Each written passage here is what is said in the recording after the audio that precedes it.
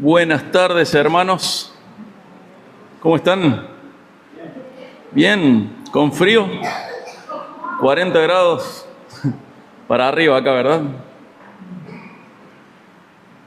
¿Vieron que es normal que sintamos un gran desafío a la hora de compartir nuestra fe? Y frecuentemente las personas no sabemos cómo comenzar, qué decir, cómo avanzar para dar testimonio de Cristo. Y hoy vamos a tener un gran ejemplo de cómo testificar de Jesús en Hechos 26. Así que acompáñame, por favor, Hechos 26. Hay momentos en la vida cristiana donde no hablamos desde la comodidad, sino desde la presión. Y eso lo podemos ver acá en Hechos. Desde lugares en donde el Evangelio es observado, es juzgado, es cuestionado, es mal interpretado. Y Pablo en Hechos 26 no está, la verdad, que en un retiro espiritual, no está en un aula tranquilo, no está en una iglesia, no está en la sinagoga, no está en el templo, está ante un rey, una corte política, un gobernador, hay comandantes militares, hay una audiencia llena de poder e influencia. Sin embargo, Pablo no se derrumba, no se pone a la defensiva, no va a buscar justificar su caso de manera compulsiva. ¿Qué va a hacer cuando tenga la oportunidad de presentar su defensa? Bueno, él va a predicar, va a testificar de Cristo. Su discurso es la defensa legal más extensa en Hechos, pero también uno de los sermones evangelísticos más claros del Nuevo Testamento. Es un cristiano, y quiero que recuerdes esto, tenés el ejemplo de un cristiano predicando correctamente acerca de Jesús, testificando. ¿Se acuerdan cómo comienza Hechos? Van a ser mis testigos. El Espíritu Santo les va a dar poder para ser mis testigos. En Jerusalén, Judea, Samaria y hasta el fin de la tierra. Y Hechos 26 nos muestra cómo es un buen testimonio, cómo es una manera correcta de testificar, cómo presentar el Evangelio a personas que no comparten nuestra fe y cómo sostener la integridad frente al poder humano. Hemos hablado de la integridad y hoy nos vamos a centrar en esto, en cómo testificar. Y vamos a recorrer todo el capítulo 26. La verdad que se nos presenta desafíos a la hora de predicar porque es un pasaje muy largo, pero a la par es una sola escena. Entonces he elegido predicar sobre una sola escena y ver, en este caso en particular, cómo podemos seguir la estructura natural del texto, del registro de los hechos que están ocurriendo. Y lo voy a dividir en 5 bloques. Respeto hacia el oyente, testimonio del pasado, encuentro con Cristo, obediencia del presente y una confrontación final. O sea, 5 bloques y luego la conclusión. Y en estos 5 bloques vamos a encontrar cómo testificar, cómo compartir nuestra fe, cómo hablar de Cristo con otros. Vamos al punto 1, que es respeto hacia el oyente, y para eso vamos a leer los versículos 1 al 3 de Hechos 26. Acompáñame ahí, abrí tu Biblia en Hechos 26, 1 al 3.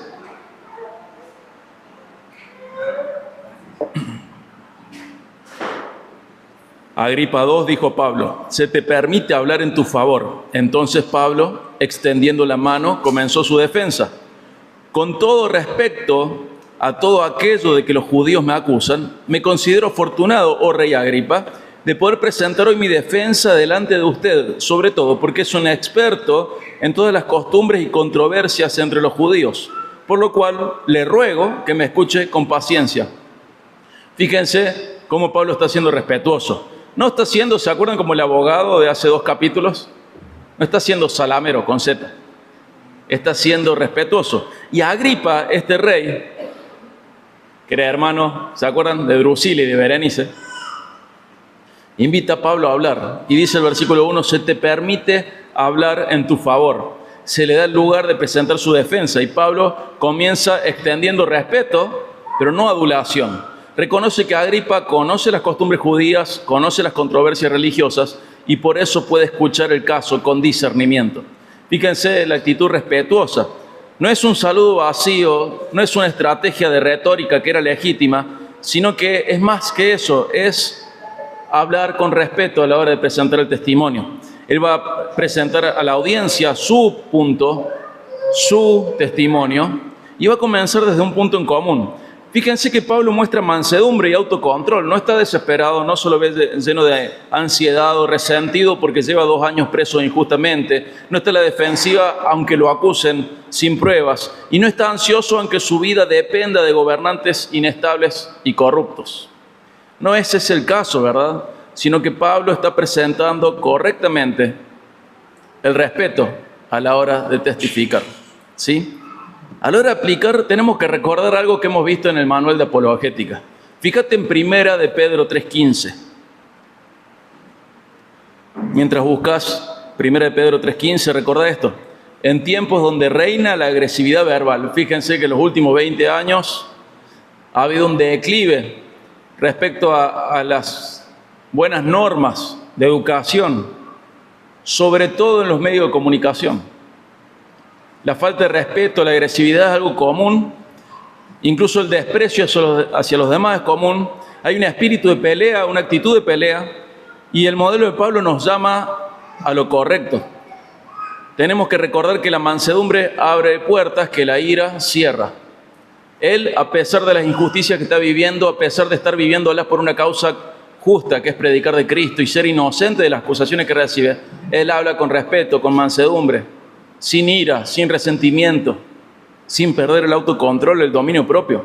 Y fíjense cómo Pedro, que también había pasado por situaciones semejantes, enseña a la iglesia dispersada.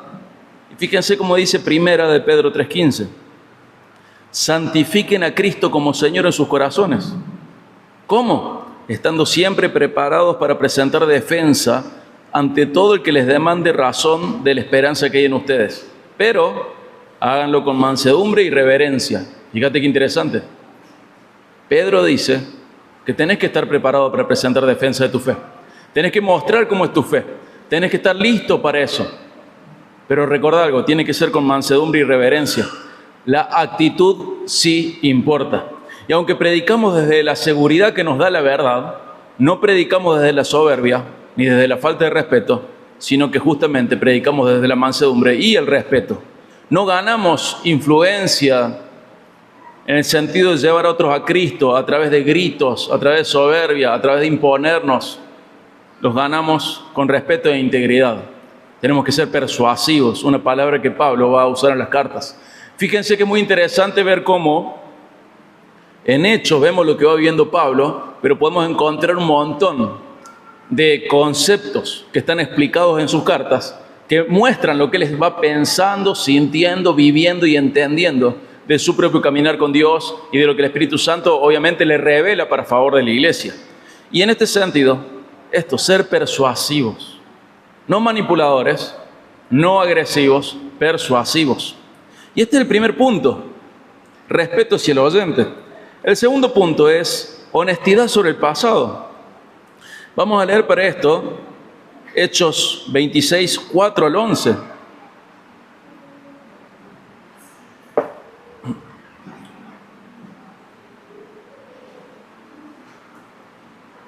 Hechos 26, 4 al 11. Pues bien, todos los judíos conocen mi vida desde mi juventud, que desde el principio transcurrió entre los de mi pueblo y en Jerusalén, puesto que ellos han sabido de mí desde hace mucho tiempo. Si están dispuestos a testificar que viví como fariseo, de acuerdo con la secta más estricta de nuestra religión. Y ahora soy sometido a juicio por la esperanza de la promesa hecha por Dios a nuestros padres, que nuestras 12 tribus esperan alcanzar al servir fielmente a Dios noche y día. Y por esta esperanza, oh rey, soy acusado por los judíos. ¿Por qué se considera increíble entre ustedes que Dios resucite a los muertos? Yo ciertamente había creído que debía hacer muchos males en contra del nombre de Jesús de Nazaret. Esto es precisamente lo que hice en Jerusalén. No solo encerré en cárceles a muchos de los santos con la autoridad recibida de los principales sacerdotes, sino que también, cuando eran condenados a muerte, yo añadía mi voto, castigándolos con frecuencia en todas las sinagogas. Procuraba obligarlos a blasfemar y, enfurecido contra ellos, seguía persiguiéndolos aún hasta en las ciudades extranjeras. Fíjense, está haciendo una confesión honesta Pablo. En el versículo 5 dice que era fariseo. En ese mismo versículo dice que tenía celo religioso extremo. Del 9 al 11 nos dice que perseguía a los cristianos y también nos dice que los encarcelaba, que votaba a favor de su muerte, que los castigaba y que trataba de hacerlos blasfemar. Fíjense, no hay forma de perseguir peor a la iglesia. Él está a favor de la pena capital solo por ser cristianos. Él dice, Hechos en otra parte, que los arrastraba y los llevaba a la cárcel. Dice que él no tenía como límite su propia ciudad, sino que pidió permiso para ir a otras ciudades a hacer lo mismo. Dice que los perseguía, y no solo eso, él buscaba que blasfemen, ¿se dan cuenta? Él buscaba que deshonren el nombre de Cristo. A ese nivel había llegado Pablo. Y Pablo muestra en su manera de testificar algo esencial. Antes de Cristo, él estaba sinceramente convencido, pero sinceramente equivocado. Él era muy fiel a lo que creía. Estaba convencido de que eso era lo correcto. Pero así como estaba convencido, estaba totalmente errado, totalmente perdido. Buscando que otros deshonren el nombre de Cristo. Buscando que otros que seguían a Cristo fueran asesinados. A favor de eso. Arrastrándolos desde sus casas hacia el calabozo. Promoviendo la tortura de ellos. Y él es honesto con esto. No lo dibuja. Él dice la verdad. Y su pasado lo usa para exaltar la paciencia y la misericordia de Dios. Está diciendo, miren, yo soy lo peor que podría haber habido contra Cristo, contra su pueblo, contra la iglesia. Él estaba convencido, fíjate en el versículo 9, yo ciertamente había creído que debía hacer muchos males en contra del nombre de Jesús de Nazaret. Fíjense el grado de enemistad que tenía Pablo con Cristo. Él era un enemigo de Cristo. Y recordad esto, la gracia, que es lo que lo va a alcanzar, es algo inmerecido, pero no solamente inmerecido, es también contrario a lo merecido. Pablo estaba hundido en violencia contra Cristo y su pueblo. Y la gracia lo va a alcanzar ahí. Pero ¿qué veíamos en este punto? La importancia de una honestidad una honestidad sincera, una honestidad real, ¿verdad? Con respecto al pasado. Y tenemos que aplicar esto.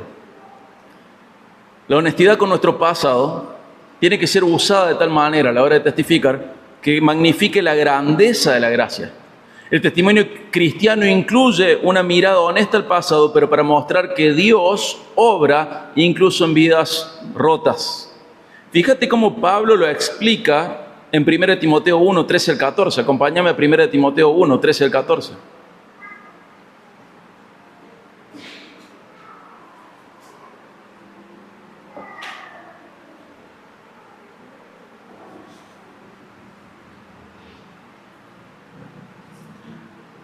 Primera de Timoteo 1, 13 al 14.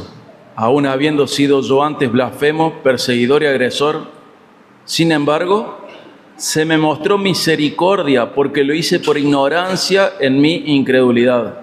Pero la gracia de nuestro Señor fue más que abundante con la fe y el amor que se hallan en Cristo Jesús. Fíjate, Pablo va a ser salvo por misericordia,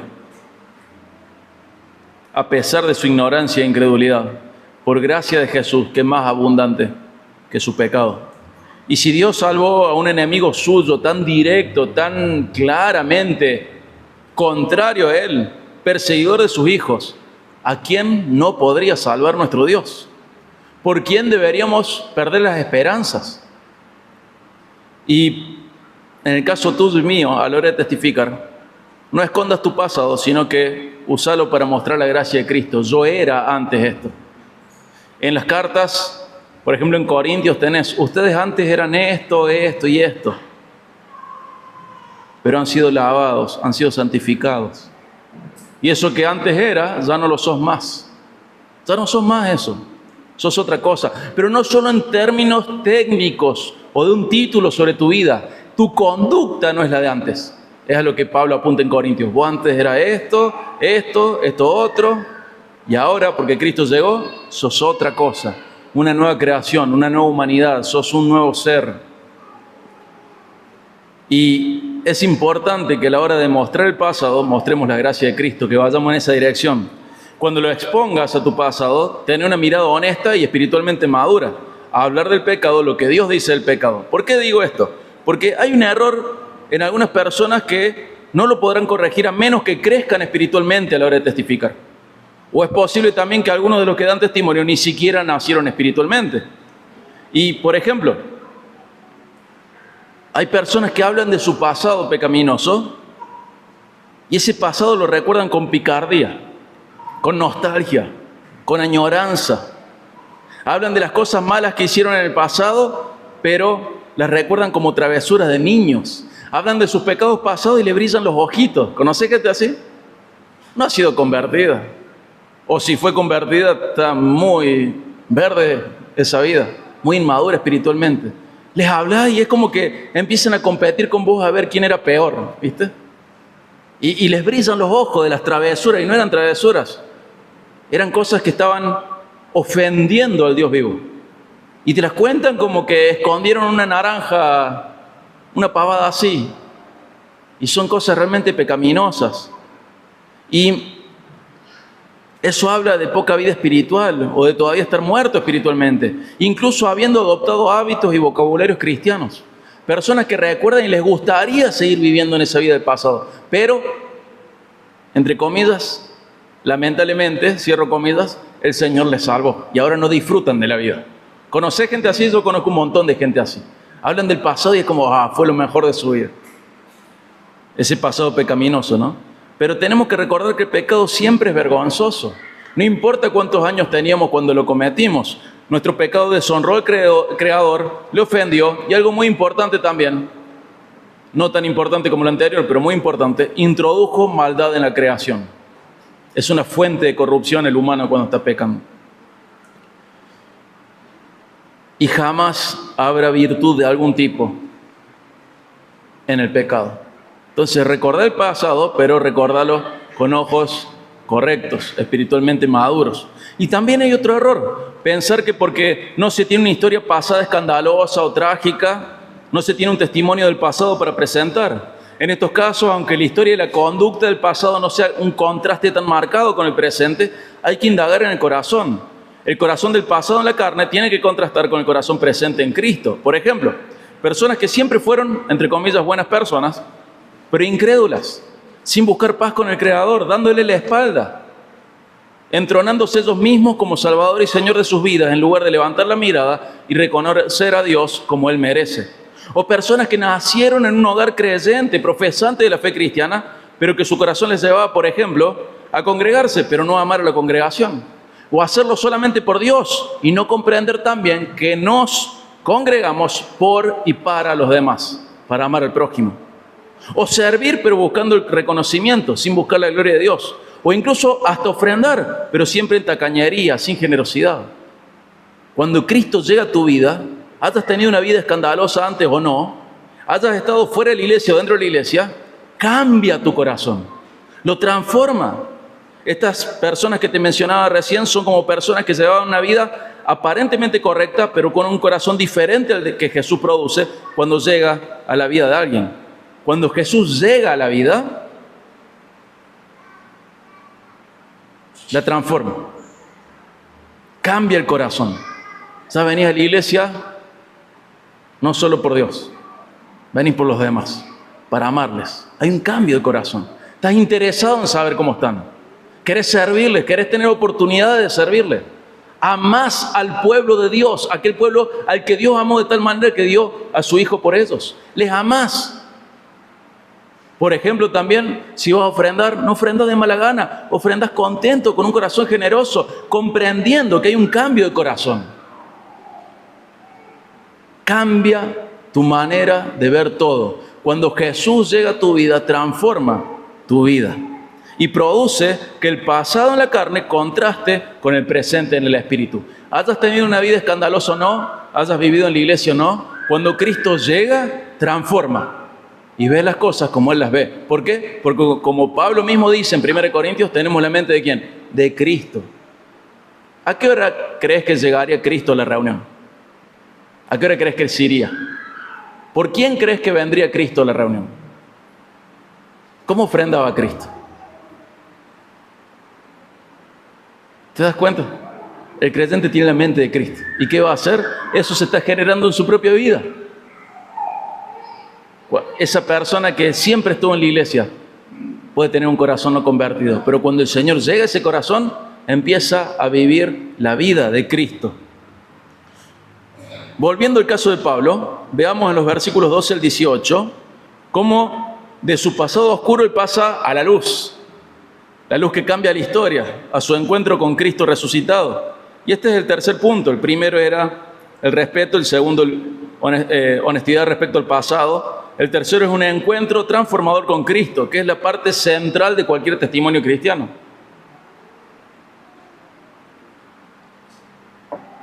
Fíjate los versículos 12 al 18. Ocupado en esto, cuando iba para Damasco con autoridad y comisión de los principales sacerdotes, al mediodía, oh rey, yendo de camino, vi una luz procedente del cielo, más brillante que el sol, que resplandecía alrededor mío de los que viajaban conmigo y de los que viajaban conmigo. Después de que todos caímos al suelo, oí una voz que me decía en el idioma hebreo: Saulo, Saulo, ¿por qué me persigues? Dura cosa te es dar coces contra el aguijón. Yo entonces dije: ¿quién eres, Señor? Y el Señor dijo: yo soy Jesús, a quien tú persigues. Pero levántate y ponte en pie, porque te he aparecido con el fin de designarte como ministro y testigo, no solo de las cosas que has visto, sino también de aquellas en que me apareceré a ti. Te rescataré del pueblo judío y de los gentiles, a los cuales yo te envío, para que les abras sus ojos a fin de que se conviertan de las tinieblas a la luz y del dominio de Satanás a Dios, para que reciban por la fe en mí el perdón de pecados y herencia entre los que han sido santificados. Este es el corazón del capítulo. Este es el centro principal. Eso es lo principal, perdón, el punto principal, es el centro. Como dice Stott, el testimonio no es una autobiografía, el testimonio es hablar de Cristo. Y acá está el centro, el corazón. ¿Y qué hace Pablo? Pablo narra su conversión. Y este pasaje no solo describe la conversión de Pablo, sino que también nos da un marco teológico de toda verdadera conversión. Nos muestra la soteriología, la doctrina de la salvación. Fíjate la estructura. Se nos muestra la iniciativa divina, una luz desde el cielo más brillante que el sol. Pablo no estaba buscando, Dios estaba buscando, Cristo estaba buscando al que estaba perdido. Una convicción personal. Fíjate cómo hay una voz que conoce su nombre y lo confronta con su pecado. Vos, Pablo, me perseguís. ¿Te acordás cuando vimos esto en Hechos? La prédica creo que se llama con nombre y apellido. Dios sale a tu encuentro y te busca. No es una cuestión genérica. Dios está buscando a su pueblo. Algo principal se revela el Cristo resucitado. Yo soy Jesús a quien tú persigues. Y no solo eso, sino que hay una comisión. Te he aparecido, dice el versículo 16, para designarte ministro y testigo. ¿Y cuál es el propósito espiritual de esto? Abrir ojos, trasladar de tinieblas a luz, del dominio de Satanás a Dios y ofrecer perdón y herencia, que es lo que dice el versículo 18. Aunque esto es un patrón que nos permite ver cómo obra la conversión, cómo obra la salvación, hay una salvedad. Pablo es apóstol, por eso Cristo mismo se le presenta. ¿Se nos puede presentar Cristo a nosotros también? Sí, pero no es lo más frecuente que hagan estos términos. Pero sí es así toda salvación. La iniciativa es divina, es una cuestión personal, se revela Cristo y hay una misión y un propósito. La conversión no es solamente perdón, también es liberación, es iluminación, es transferencia de un reino a otro y es adopción espiritual, es también propósito en el Señor. Y Pablo no exagera. Lo que Pablo está haciendo es describir lo que Cristo hace con cada creyente. Por iniciativa de Cristo, aparece, llama por nombre, se revela y da comisión y propósito. Esto no es misticismo emocional. Es un encuentro objetivo y también personal con el Cristo resucitado. Y la resurrección no es un detalle periférico, es el fundamento sobre el cual Pablo interpreta todo. ¿Por qué? Vos pensás, vos preguntate, si Cristo resucitó, ¿qué dice de su identidad? Si Jesús resucitó, ¿qué puede merecer? Si Jesús resucitó, ¿qué exigencia suya podría no ser tenida en cuenta? La resurrección de Jesús es la base de la fe cristiana. Por eso Pablo, el mismo Pablo, al final de la primera carta a los Corintios, en el capítulo 15, más o menos a la mitad, dice, si Cristo no resucitó, ¿qué pasa? Somos los más infelices de todos. Pero habiendo resucitado a Cristo, tenemos que vivir para Él. Esta convicción de la resurrección de Cristo es lo que le da base al cristianismo. Si vos no crees que Cristo resucitó, estás perdiendo el tiempo, estás dentro de esos infelices. No porque Cristo no haya resucitado, sino porque todavía no lo crees. Pero comprendiendo que Cristo resucitó, ¿qué dice de su identidad? Es Dios. ¿Qué podría merecer? Todo. ¿Qué exigencia suya podría no ser tenido en cuenta? Ninguna. Él resucitó, Él es Dios. Y es digno de toda honra, todo honor, todo poder, toda gloria. Es digno de que cada uno de nosotros nos dispongamos a su servicio. Y este Jesús resucitado, el único Jesús, confronta, llama, transforma y envía. El Evangelio no es solo para salvación, también es para comisión, para propósito. Y a la hora de aplicar, yo quiero que recordemos esto, ¿no? El cristianismo no comienza con buenos hábitos, sino que comienza con un encuentro real con Cristo vivo. No es una cuestión de mejorar tu conducta, no es un parche moral, ético. Es una transformación del corazón. Cristo vive. Y cuando sale tu encuentro, te transforma. Siempre hago esta misma ilustración.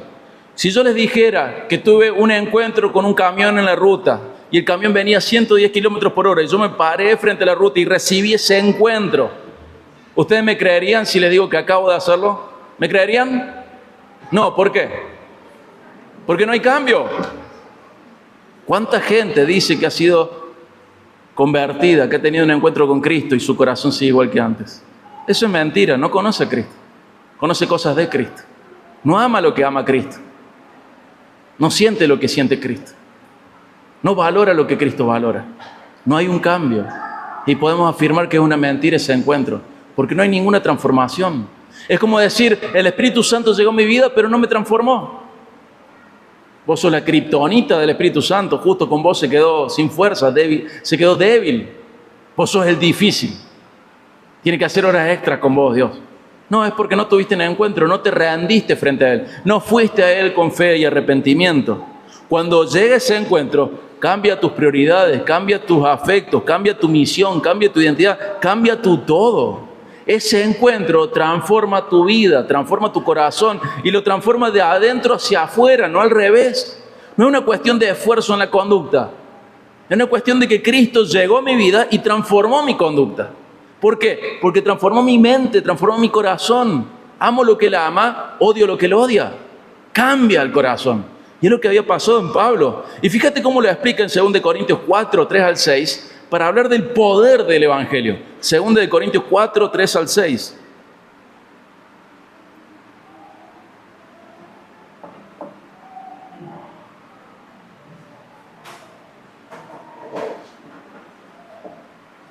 Este pasaje tenés que marcarlo en tu Biblia. Soy uno de los grandes lectores de formato digital. Casi todo lo que leo en digital. No porque me guste, sino por una cuestión de economía. Es más barato una tablet que todos los libros que tengo que leer. Pero hay que admitir algo. Desde que lo digital está reinando, menos gente comprende la Biblia. Menos gente la entiende, menos gente la asimila. Aunque marquemos en lo digital, no es lo mismo. No estamos generando el mismo proceso de aprendizaje. Así que si tenés tu Biblia física ahí, te invito a poner por lo menos un puntito al lado de este pasaje. Y si no te gusta rayar la Biblia, cómprate una para no rayar y cómprate una para sí rayar. Te va a dar mucho crecimiento espiritual. Rayar tu Biblia, estudiar tu Biblia. 2 Corintios 4, 3 al 6. Y si todavía nuestro evangelio está velado, para los que se pierden está velado, en los cuales el Dios de este mundo ha cegado el entendimiento de los incrédulos para que no vean el resplandor del evangelio de la gloria de Cristo, que es la imagen de Dios. Porque no nos predicamos a nosotros mismos, sino a Cristo Jesús como Señor, y a nosotros como siervos de ustedes por amor de Jesús. Pues Dios, que dijo, de las tinieblas resplandecerá la luz, es el que ha resplandecido en nuestros corazones para iluminación del conocimiento de la gloria de Dios en el rostro de Cristo. ¿Te das cuenta? Dios, que dijo, de las tinieblas resplandecerá la luz, es el que la ha resplandecido en nuestros corazones para iluminación del conocimiento de la gloria de Dios en el rostro de Cristo. ¿Te das cuenta? La misma voz que dijo, sea la luz, y fue la luz, te llama a la salvación. La conversión no es un proceso psicológico ni una decisión emocional. Es un acto creador de Dios que ilumina el corazón y revela la gloria de Cristo donde antes solamente había oscuridad. Es por eso que el Espíritu Santo a través de Pablo nos lleva a esta imagen de la creación, desordenado y vacío. Y Dios dijo, sea la luz. Y fue la luz. Sé salvo. Y vos hiciste, ¡ah! Y viniste a la vida espiritual. Si esto todavía no te pasó, anda a Cristo en arrepentimiento y fe. Como dice Pablo, la salvación es tan poderosa como el primer sea la luz. Si Dios no ilumina, el hombre no ve. Si Cristo no se revela, el hombre no cree. Si el Espíritu no abre los ojos, el hombre no huye de las tinieblas. Esto significa que el evangelismo no consiste en manipular emociones, sino en presentar fielmente a Cristo para que Dios haga la obra. El testimonio cristiano no comienza con moralidad, con una conducta correcta, sino con la luz de Cristo entrando en un corazón muerto, oscuro, desordenado y vacío. La vida transformada no es un esfuerzo humano, sino que es el resultado natural de haber sido iluminado por Dios. Y quiero sacarte de un engaño. Hay gente que dice, no voy a Cristo porque estoy muy sucio. Es como no ir a la ducha porque está muy sucio. Es al revés. Anda a Cristo y Cristo te va a limpiar. Es justamente al revés de lo que la gente piensa. No es una religión de obras, es una religión de gracia y fe. La religión de religarnos con Dios, de reconciliarnos con Él.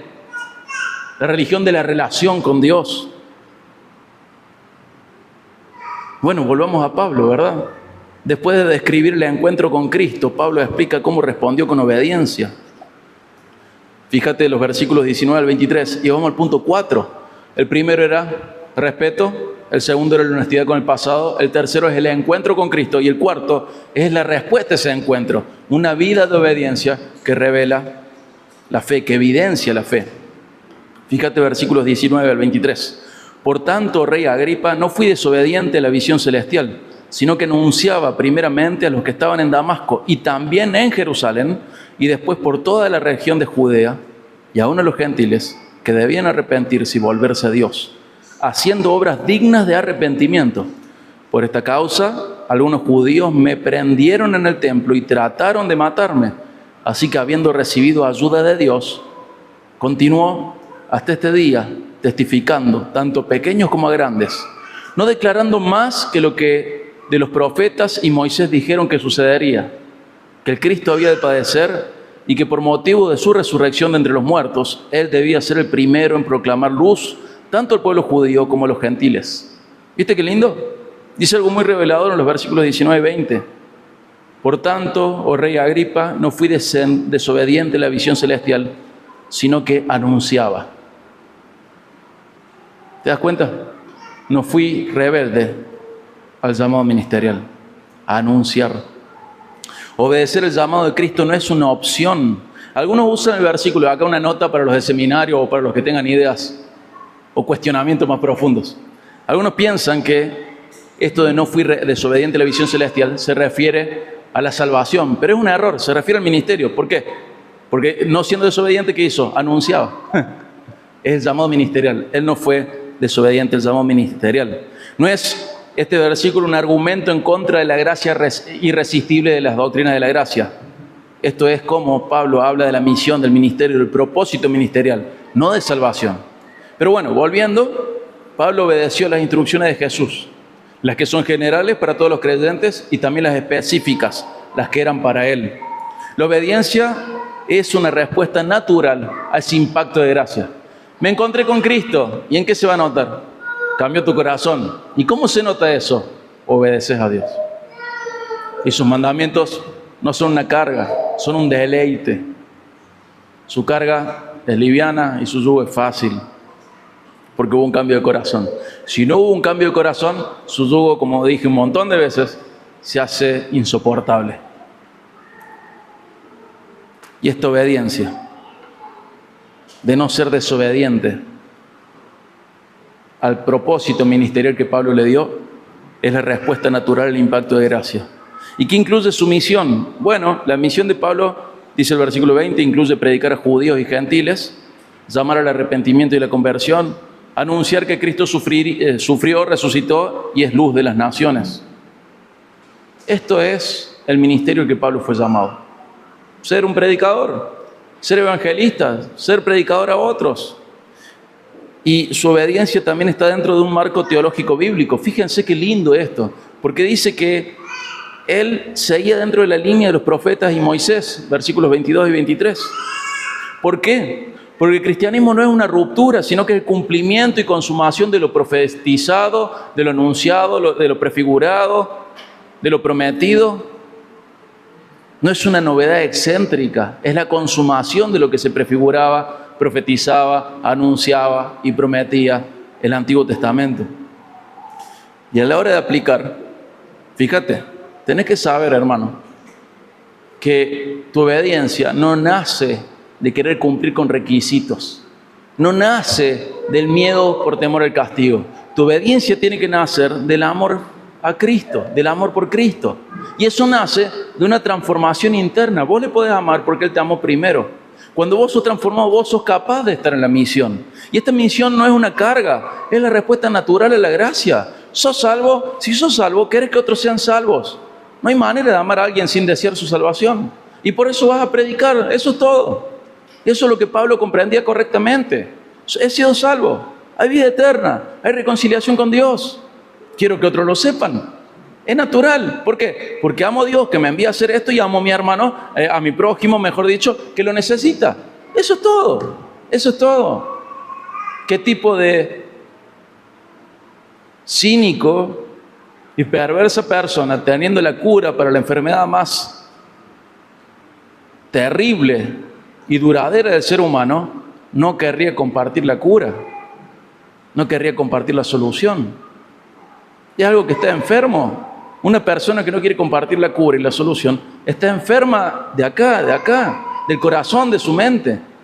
Y no es a lo que el Señor nos llama.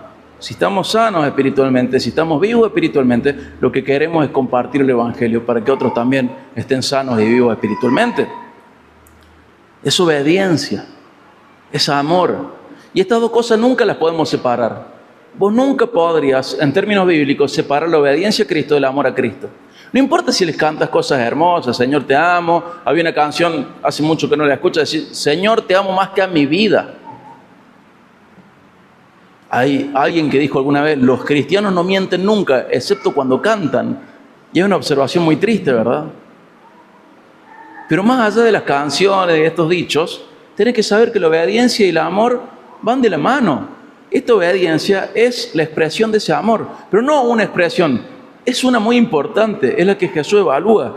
Fíjate Juan 14, acompáñame a Juan 14, 21, 23 y 24. Juan 14, 21, 23 y 24.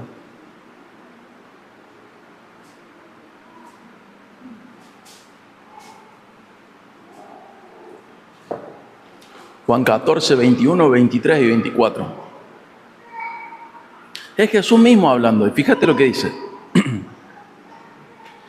El que tiene mis mandamientos y los guarda, ese es el que me ama.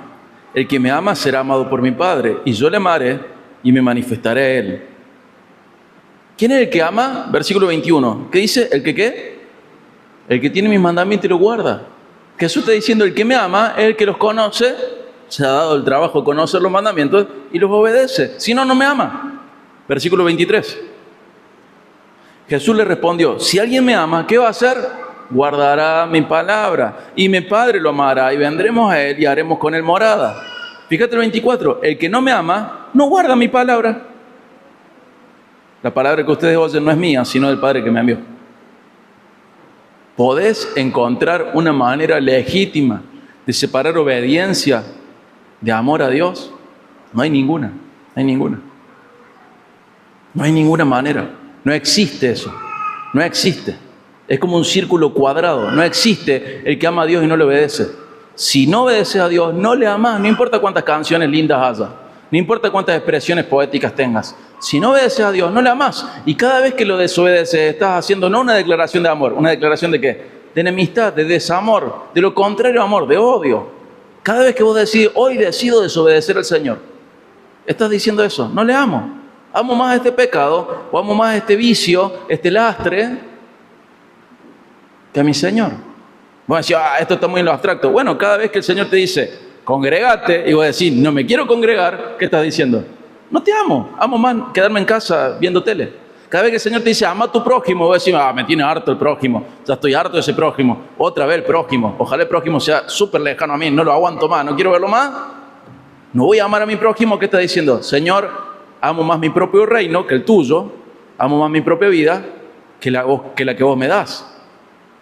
Eso no es amor al Señor, eso es egocentrismo, es egoísmo, es falta de amor. Y alguien que no tiene amor, ¿puede estar en Dios? No.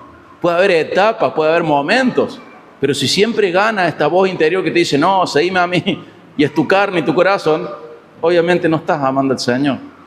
Y si no la amas, probablemente tengas que recordar el Evangelio. Si alguien me ama, guardará mi palabra, y mi Padre lo amará, vendremos a Él y haremos con Él morada. ¿No te parece lo más lindo esto? Más que aguantar y levantar tus límites saludables, viste, todo el mundo está de moda de los límites. Son todos narcisistas menos yo, tengo que poner el límite a todo menos a mí, y hasta donde me sea como mi batería social. Qué ganas de que eso esté en la Biblia, pero no está en la Biblia, es contrario a la Biblia. Yo le tengo rebaja la batería social. ¿Y qué? ¿Y cuál es el problema? Señor, necesito tu ayuda, y para eso está Dios viviendo en mí, para que mi batería social tenga más carga.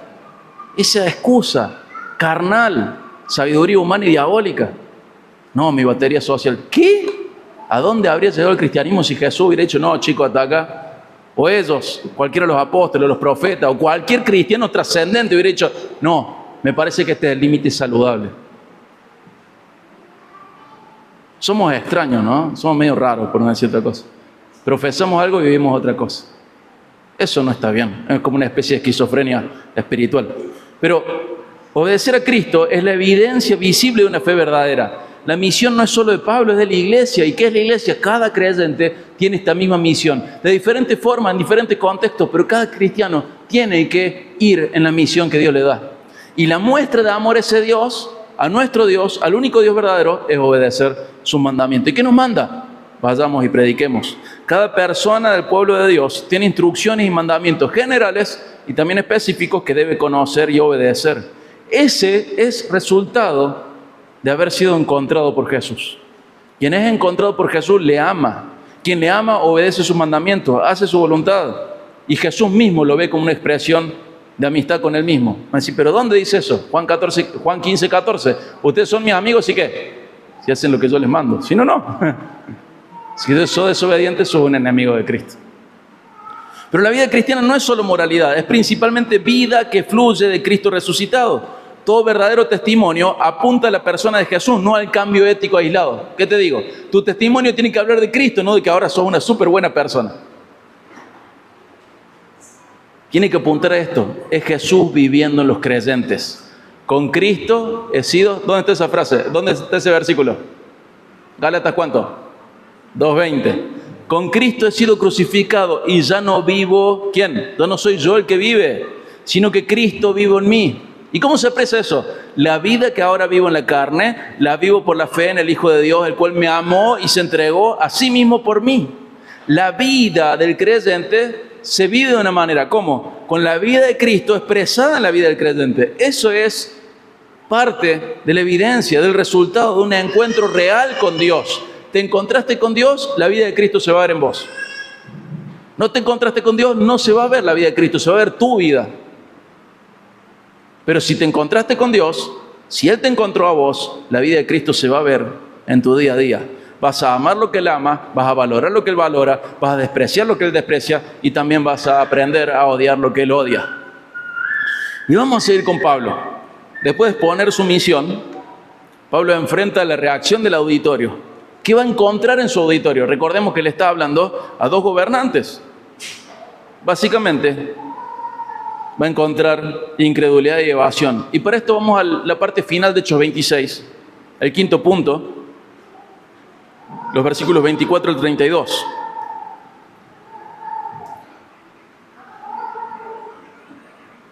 Primer punto, respeto.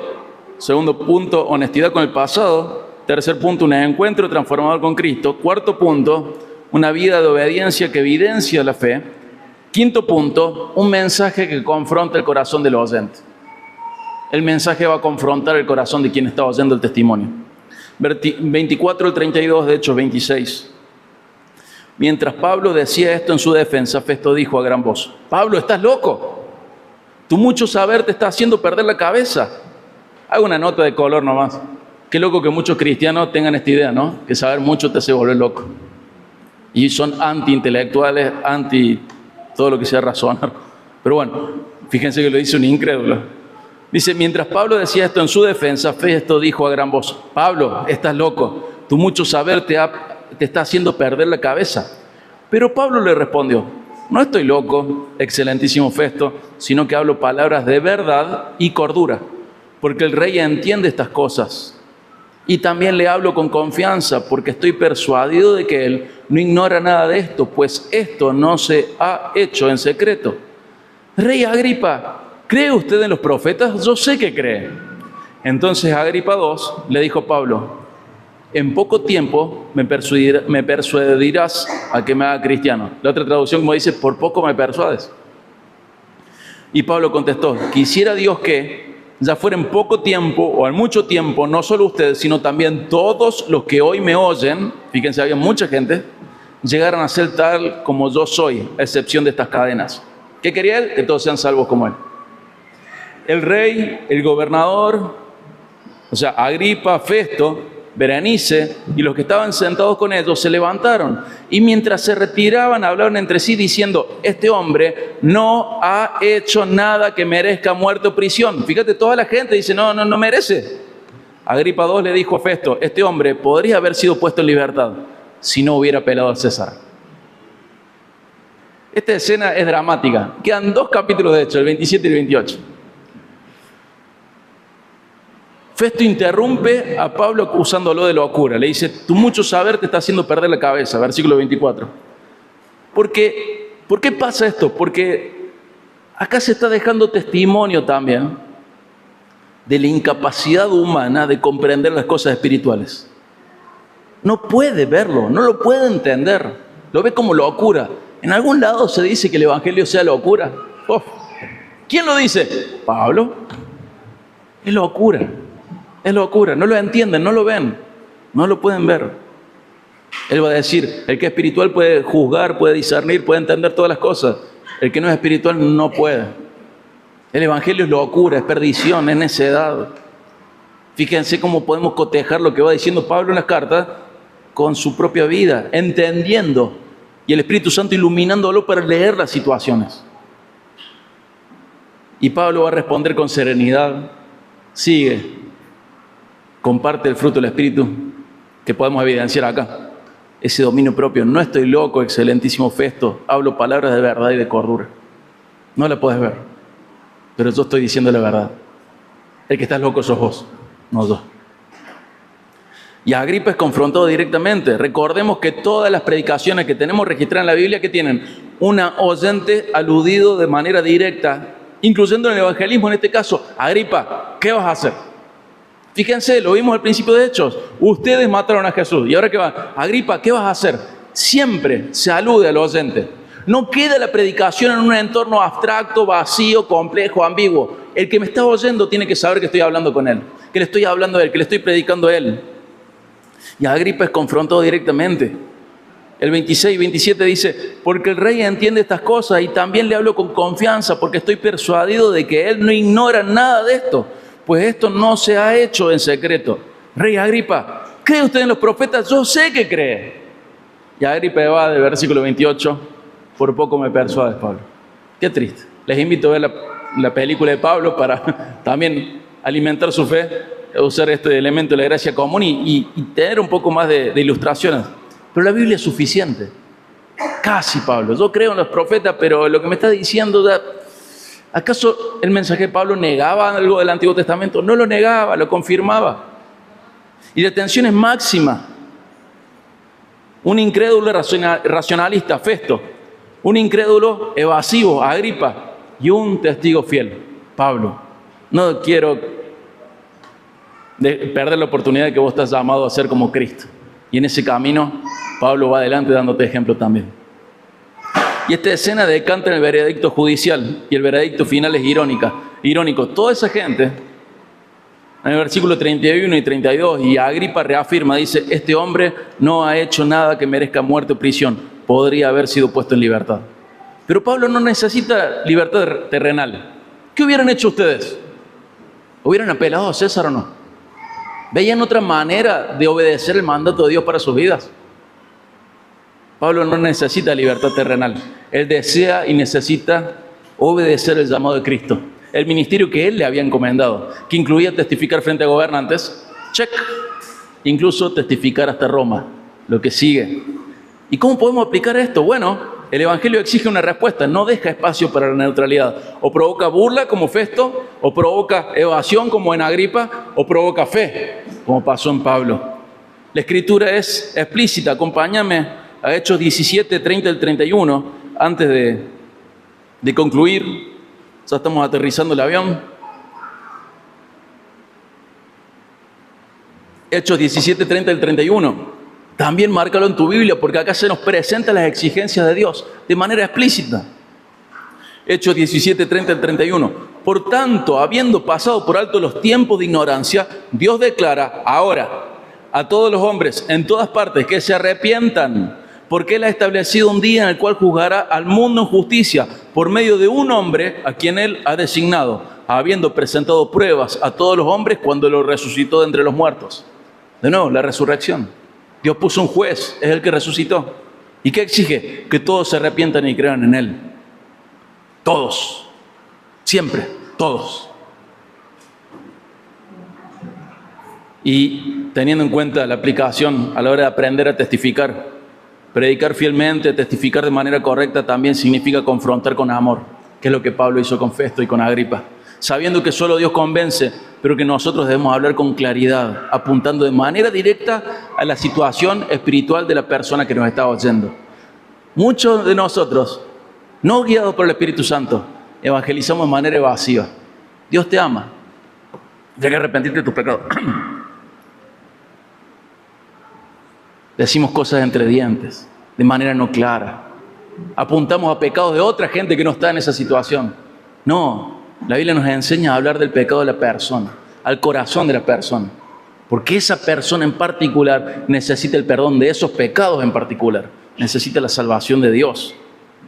Y cuando es predicado correctamente, el Evangelio produce rechazo o fe, endurecimiento o sensibilidad espiritual. Entonces, hermanos, hemos recorrido todo el discurso de Pablo, desde su respeto inicial hasta su confrontación final frente a Festo y a Agripa. Y ahora, después de ver cómo testifica de manera fiel un creyente, necesitamos detenernos y preguntarnos, ¿y qué nos pasa a nosotros? ¿Qué nos queda a nosotros? ¿Qué sostiene un cristiano para hablar con esta claridad ante los poderosos de la tierra? Y con esa pregunta en mente, tenemos que ir a la conclusión. ¿Cuál es la conclusión?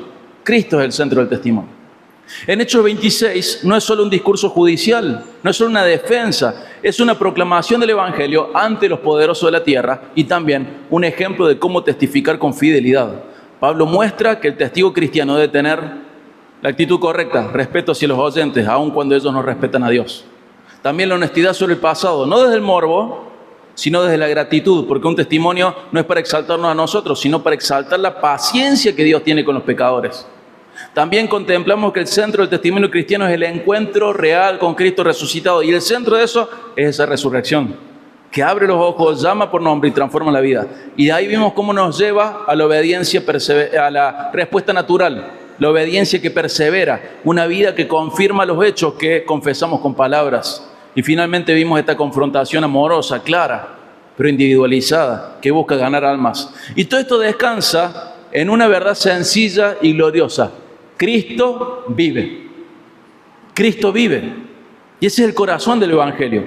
El mismo Jesús a quien Pablo perseguía es el Jesús que lo perdonó. El mismo Jesús que murió en la cruz cargando nuestros pecados, resucitó el tercer día para darnos vida, venció la muerte y vive hoy. El mismo Jesús que abrió los ojos de Pablo es el que abre los nuestros.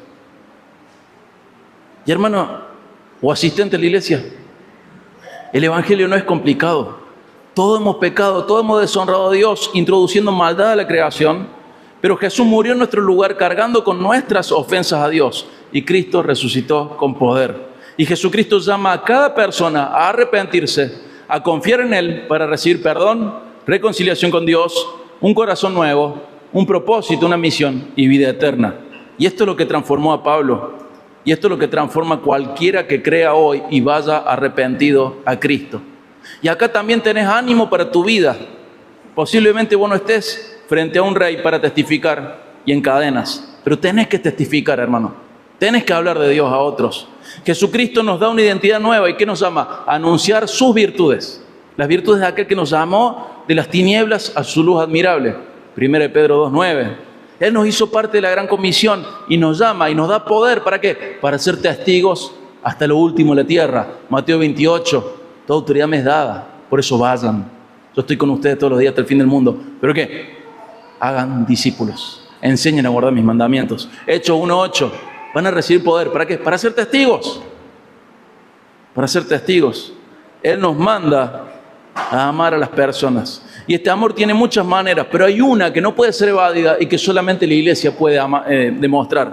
Estar frente a una persona para hablarle de Cristo, para dar testimonio de Cristo y para hablar de lo que Cristo produce en quienes creen en Él. Tal vez sea un familiar, un vecino, un compañero de trabajo.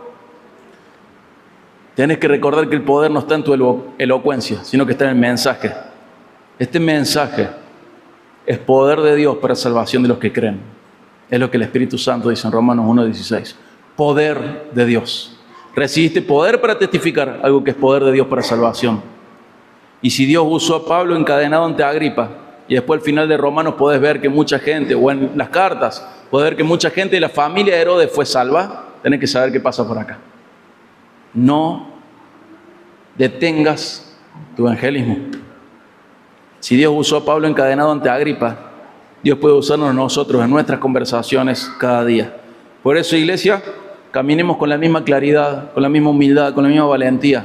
Testifiquemos con respeto, con honestidad respecto al pasado, con un corazón que conoce a Cristo y con la confianza de que el mismo Señor resucitado está obrando hoy para salvación de quienes oyen el Evangelio y lo creen. Si Él sigue salvando vidas, sigue transformando vidas. Y Él merece la gloria y merece nuestra obediencia. Amén. Vamos a orar. Padre, rogamos, Señor, que nos ayudes a hacer uso del poder que nos das para ser testigos. Y que nos lleves a amar a nuestro prójimo al punto de presentarle a Cristo. Ayúdanos, Padre, a testificar correctamente. Agradecemos por Jesús, nuestro Salvador, nuestro Rey. Agradecemos por el Evangelio. Agradecemos también porque providencialmente tenemos el ejemplo de Pablo. Pero sobre todo, Señor, agradecemos que hayas llegado a nuestra vida para transformarla, para darnos reconciliación con vos, perdón de pecados, misión, propósito y una vida eterna. Gracias, Padre, por tu amor. Gracias por amarnos a pesar de nuestra condición. Gracias por amarnos y enviar a Cristo a morir por nosotros. Gracias también por la resurrección de Jesús. En su nombre oramos. Amén.